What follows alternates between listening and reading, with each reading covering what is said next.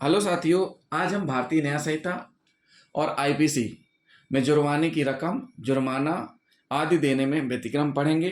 भारतीय न्याय संहिता में धारा 8 है और आईपीसी में 63, 64, 65, 66, 67, 68, 69, 70 है। तो साथियों, हम पढ़ते हैं धारा 8 जुर्माने की रकम, जुर्माना आदि देने में व्यतिक्रम। तो सबसे पहले हम ये जान लेते हैं व्यतिक्रम का मतलब क्या होता है। व्यतिक्रम मतलब ना दे पाना, या आप उस चीज को भर ही नहीं रहे हैं, उसमें किसी न किसी प्रकार से उल्लंघन कर रहे हैं जुर्माना देने में। जो न्यायालय ने फाइन किया है वो आप जुर्माना नहीं चुका रहे हैं।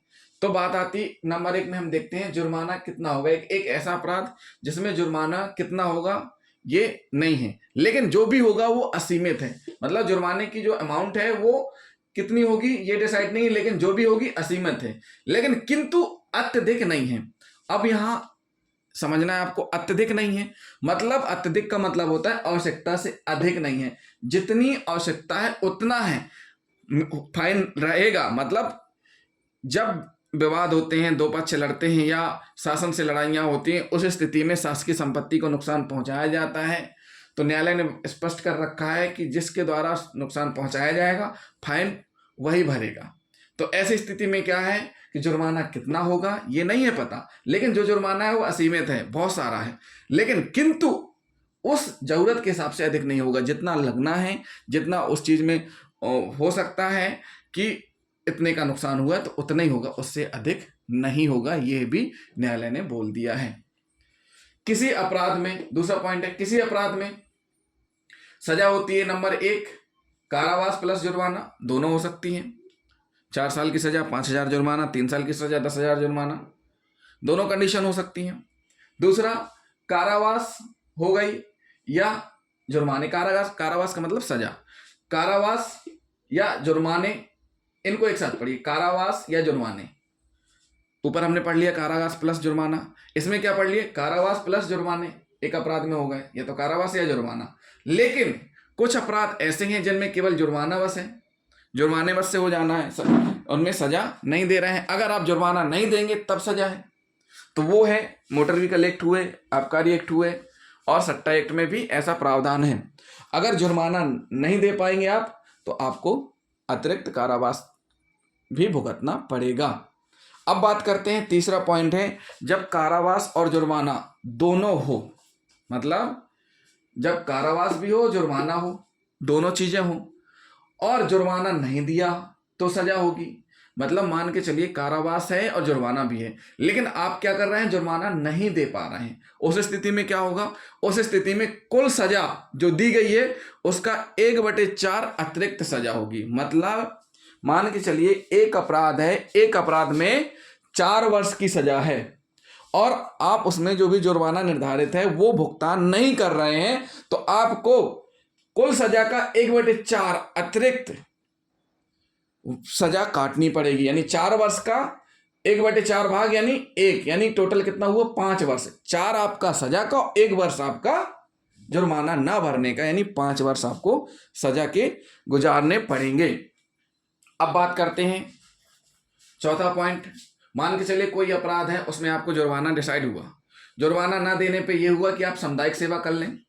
आप सामुदायिक सेवा भी नहीं कर रहे हैं तो फिर उस धारा में जो सजा होगी उस हिसाब से आपको सजा दी जाएगी। मतलब आप जुर्माना ना देने पर आपको बोला गया सामुदायिक सेवा कर लें, आप सामुदायिक सेवा भी नहीं कर रहे हैं, तो फिर इस स्थिति में आपको उस धारा के अनुसार सजा होगी। अब बात करते 5 अपराध। मान के चलिए कोई अपराध किया जिसमें जुर्माना या सामुदायिक सेवा से दंडनीय है, तो सादा सजा दी जाएगी। कोई अपराध हुआ है जिसमें प्रावधान है जुर्माना या सामुदायिक सेवा, मतलब या तो फाइन या सामुदायिक सेवा।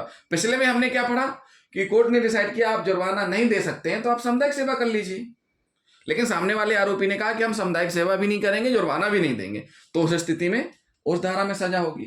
लेकिन जो 5 पॉइंट है वो कह रहा अपराध हुआ है, उस अपराध के लिए आप दोषी हैं, लेकिन वह जो अपराध किया है उसमें जुर्माने या सामुदायिक सेवा दोनों से दंडनीय है। मतलब या तो आप जुर्माना दो या आप सामुदायिक सेवा करो। अगर आप नहीं करेंगे सादा सजा दी जाएगी। सादा सजा क्या रहेगी वो हम बताते हैं। जुर्माना है 5,000 रुपए तो 2 माह का कारावास। जुर्माना है 10,000 रुपये तो 4 माह का कारावास। अन्य स्थिति में जो भी है, जैसे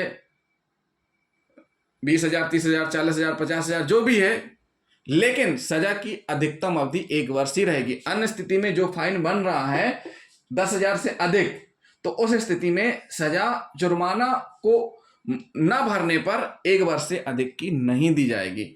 ये बताया गया है धारा 5 में। अब धारा 6 में भी 2 पॉइंट है, का और खा। क्या बताया गया है?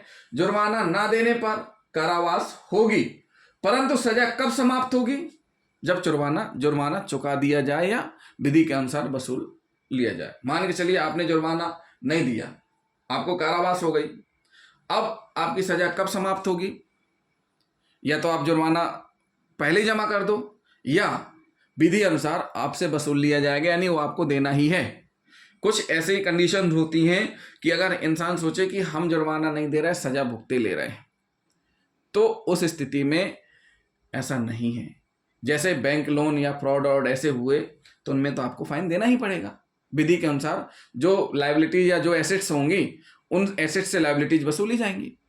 तो ये हुआ जुर्माना ना देने पर कारावास होगी, परंतु सजा कब समाप्त होगी? जब जुर्माना चुका दिया जाएगा या जुर्माना वसूल लिया जाएगा विधि के अनुसार। फिर एक खा पॉइंट, जुर्माना ना देने पर सजा और निर्धारित सजा से पहले। देखिए, जुर्माना ना देने पर सजा हो गई आपको, जो सजा आपको दी गई है, अगर निर्धारित सजा पूर्ण होने से पहले जुर्माना जमा कर दिया तो आपको भी छूट मिलेगी। लेकिन क्या रहेगी कंडीशन, हम बताते हैं।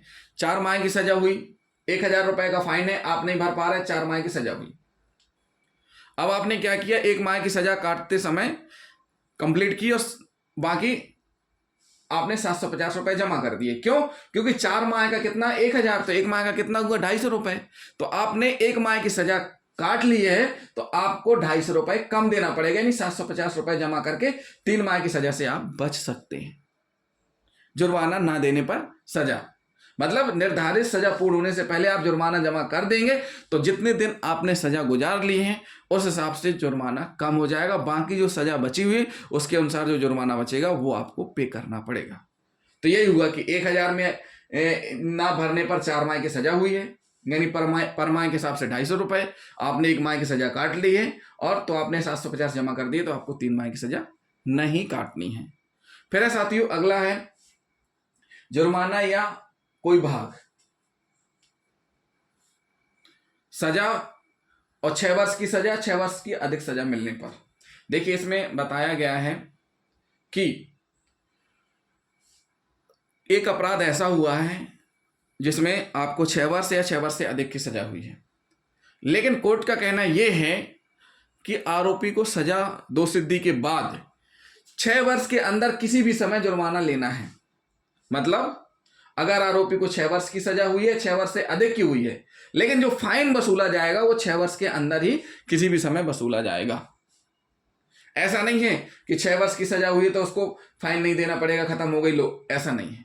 मतलब अधिकतम 6 वर्ष या 6 वर्ष से अधिक, उस स्थिति में 6 वर्ष के अंदर फाइन लेना ही है। लेकिन एक चीज और बताया गया इसमें, अगर जो आरोपी है जिसको सजा सुनाई गई है जुर्माना ना देने पर, या वो जुर्माना ना भरने का दोषी है और उसकी मृत्यु हो जाती है, उसकी डेथ हो जाती है, तो ऐसी स्थिति में क्या होगा?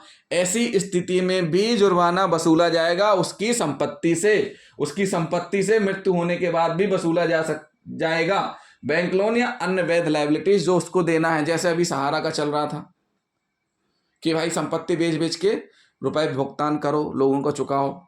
ऐसे ही जो बहुत से लोग जो फ्रॉड करके भाग गए, विदेशों में शिफ्ट हो गए हैं, उनकी संपत्ति बेच बेच के भी बैंकों का कर्जा वापस दिलाया जाएगा, उनकी लायबिलिटीज चुकाई जाएंगी। तो साथियों, ये हुआ जुर्माना या कोई भाग या सजा होने के बाद भी आपको देना है। जुर्माना का या कोई भाग, आपको सजा हो गई 6 वर्ष, साथ में जुर्माना भी इतना फाइन हो रहा है, तो आपको जुर्माना भरना ही है 6 वर्ष के अंदर। तो साथियों, ये हुआ जुर्माने से संबंधित। अगले वीडियो में हम आपको सेक्शन 9 पढ़ाएंगे। सेक्शन 9 में क्या दिया है? सेक्शन 9 में दिया है कई अपराधों से मिलकर बने अपराध के लिए दंड की अवधि। ये भारतीय न्याय संहिता में है। तो जिन साथियों ने अभी तक हमारा चैनल सब्सक्राइब नहीं किया है तो हमारे चैनल को सब्सक्राइब कर लें, वीडियो को लाइक शेयर करना ना भूलें, और साथ ही साथ कमेंट भी करते जाएं, और जिनको जो समझ में नहीं आ रहा है या कुछ दिक्कत आ रही है या कोई और नई बात है जो समझना चाह रहे हैं तो भी हमें कमेंट करके बता सकते हैं। थैंक यू दोस्तों।